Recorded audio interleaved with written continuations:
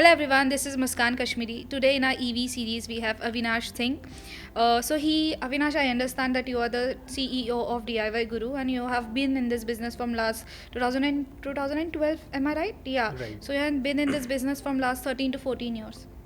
Right, and you have mostly stick to EV, say matlab EV industry only, right?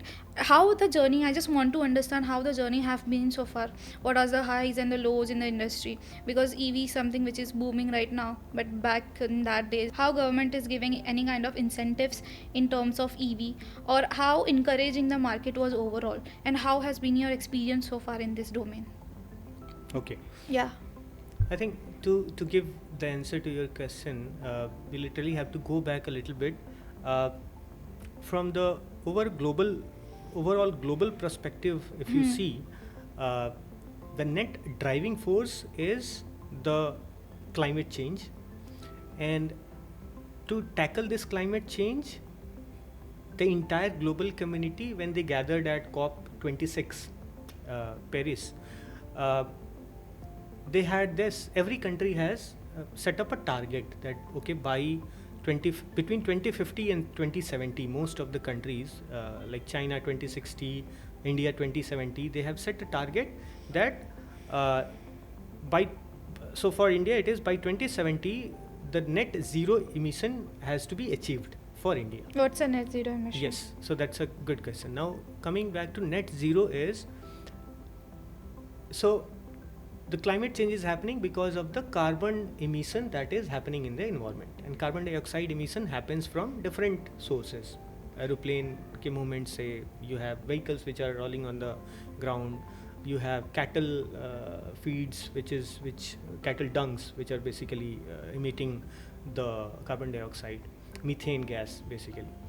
So all of these sources, if you see, are going to increase the overall temperature of the global temperature, right? So we need to have we have a threshold temperature which should not increase beyond that, right? And so coming back to net zero is that whatever carbon dioxide you are emitting in the environment, you have to compensate that emission of carbon dioxide by doing a negative emission. So there is two terms. One is positive emission, that means you are releasing carbon dioxide into the environment, and negative emission is that you are capturing that carbon dioxide back from the environment. Okay. Right? Got it. That can be done in two ways. Either you design a device which can actually capture the carbon dioxide and put it inside the ground. Second way is that you start to reduce the carbon dioxide which is going to be emitted in the environment. How to do that is basically you start. So most of the pollution happens from the transport industry, right? So one way to do is that you start to decrease the tailpipe emission, or you remove the tailpipe emission completely. Tailpipe is the emission that is done by the transport vehicles from the tailpipe, right? So that gases that they release. So if you want that to happen, that there should not be any emission from the vehicles, you have two options. I mean, you start utilizing the electric vehicle infrastructure, right? So you start using EVs. You can use other alternate fuels as well, but that should be not releasing emission at the tailpipe, right? Now EVs also are not going to be completely effective unless and until the power source that EVs are getting charged from should be renewables, right? So if you are burning fossil fuels and then you are charging your vehicle, that is on totality it is not reducing the carbon footprint, right? Because one way or the other that carbon dioxide is being emitted into the environment because of burning of fossil fuels. The only way to do is that you start to power these vehicles, charge this vehicle by using renewable sources. That renewable sources could be solar, that could be wind, that could be hydro, that could be nuclear. And Government of India has put up a target that by 2030, 50% of the energy sources should come from renewable sources. Will you think this will be possible? 50% is 500 gigawatt. Okay.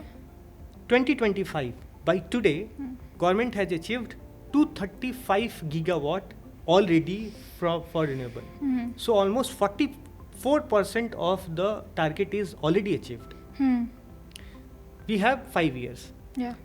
There is tremendous growth that is happening in the renewable energy industry, and I'm 110% sure that this target will be achieved. Yeah. And once this target will be achieved, that entire 2070 net zero target, almost we will be like, okay, we are at some closer step. And then you will see that by 2030, by 2035, all the IC vehicle, petrol diesel vehicle, has to be replaced by some other sources of vehicle. So that could be hydrogen based vehicle, hydrogen fuel cell based vehicle, or electric based vehicle. And then, so once we achieve that 50% carbon, 50% energy resource from renewable energy, we have to have electric vehicles on the road, right? And that would be the scenario where we will say ki electric vehicles are pure, they are not releasing any carbon in the environment. I'm offsetting the production.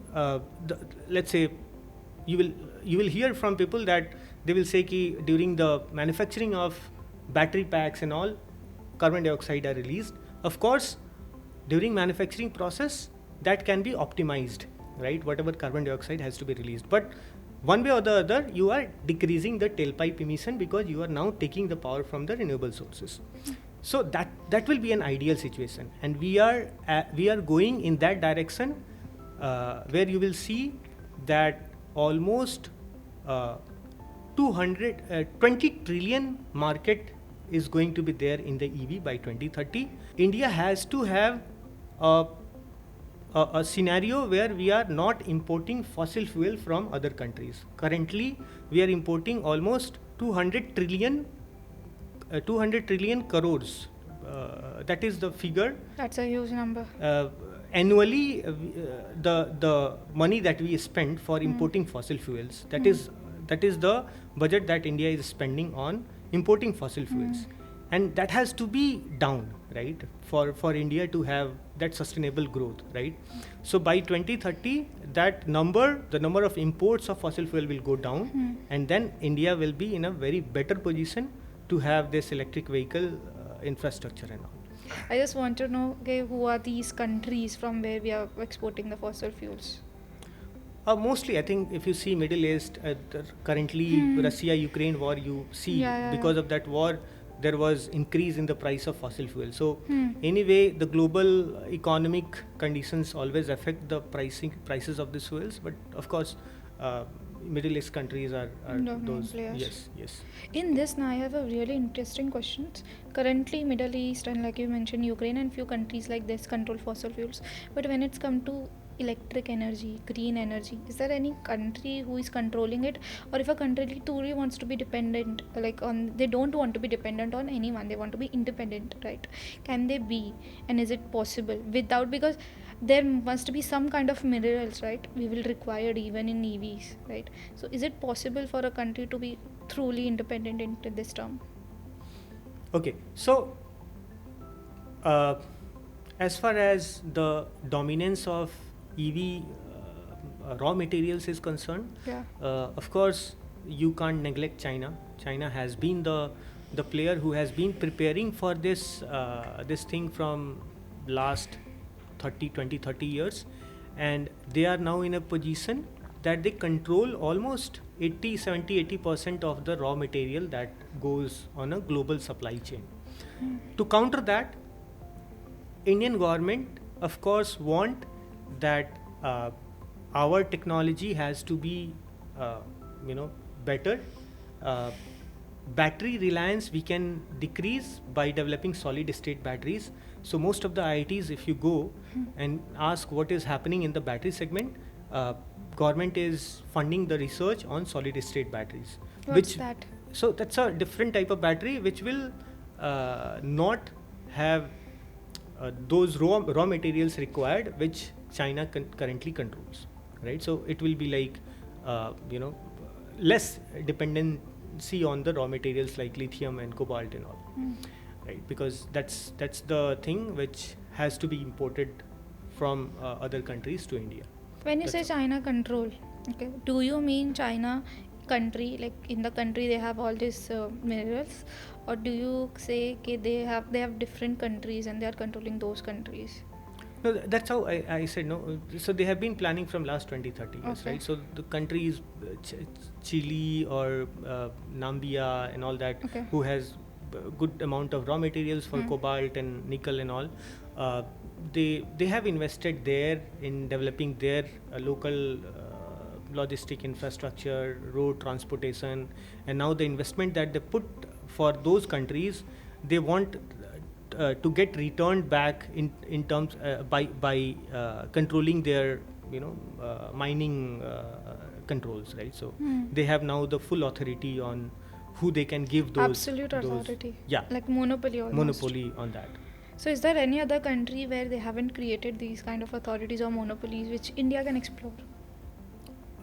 So currently, if you see the raw materials that we are importing, of course, is from Australia and few other countries.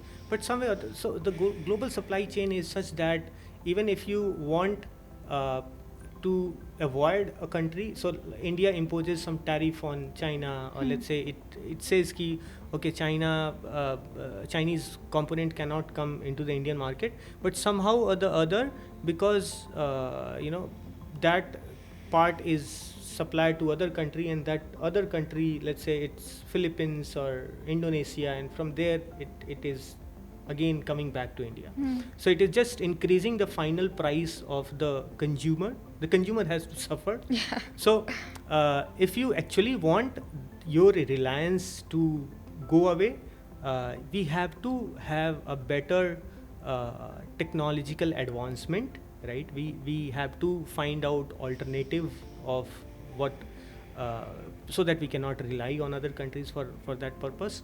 And in this sense, I will say that all the upcoming startups, rather than creating new products, if they can just go and solve these challenges, small challenges related to battery and so there is one component called magnets. So magnet is something that India does not have, right? Magnets. So magnets, right? So Okay. motor, so magnets that we use in motor. Magnet PMSM is like motor. no normal magnet. Magnets that you Okay. see, right? So I mean, we need to develop a technology for motors where our dependency on magnets should be minimized, right? So there are areas where optimization has to be done.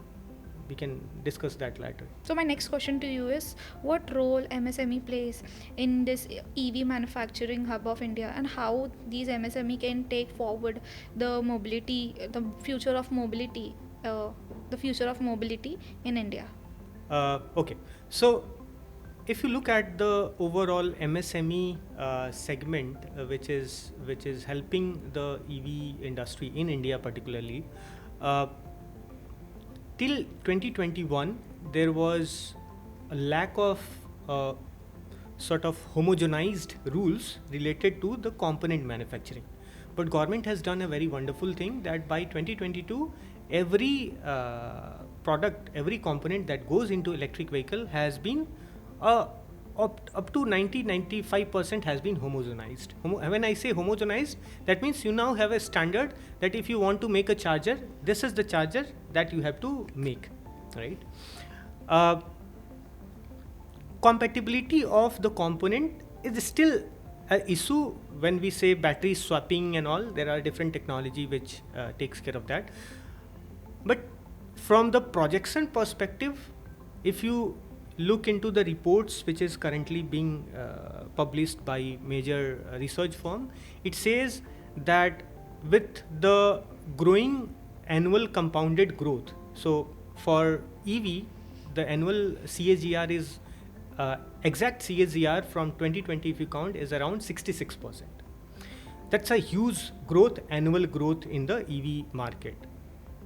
The factors that are driving this growth is first the technology part, because previously the range that a vehicle can go in one single charge was less, but now that is increasing by time to time, right? So now there are vehicles which are coming that if you charge in a single charge, they can go up to 600 kilometer, right? So that range anxiety is going away. Second is that government has actually done a wonderful part by incentivizing the consumer mindset, introducing FAME policies. So FAME policies has been introduced by government that says that if you want to buy a vehicle, government will spend some part of the money and they will pay to the dealer and you will get a discounted electric vehicle. There are registration taxes which has been levied if you buy an electric vehicle. So that has pushed a lot. From the MSME perspective, government has launched PLI scheme, that is called Production Link Incentive Scheme. What that says is that if you want to make advanced cell chemistry batteries, you set up a manufacturing for that. There are certain number of units that you have to manufacture, and whatever cost will go into that, government will invest certain percentage of that money for setting up your manufacturing hub, right? So there are companies like Amar Raja, Ola and all, they have got that PLI scheme incentive from the government itself to boost local manufacturing so that local EV components can be manufactured here in India. So in a way, I would say that looking into the CAGR growth till 2030, there will be a shortfall of EV components which would be required by this EV ecosystem, and every MSME should get confident on starting to manufacture these components. We personally have mentored around 10 to 15 companies, I would not name that on the camera, that wanted to shift their manufacturing from the ICE component manufacturing to the EV component manufacturing, and they are doing wonderful right now. One advantage that you can get as an MSME is that is first mover advantage. Let's say there is certain component which you see that is not currently being manufactured in India, and you start manufacturing that, you will certainly get a head start for that. Second is, if you see the electric bus market,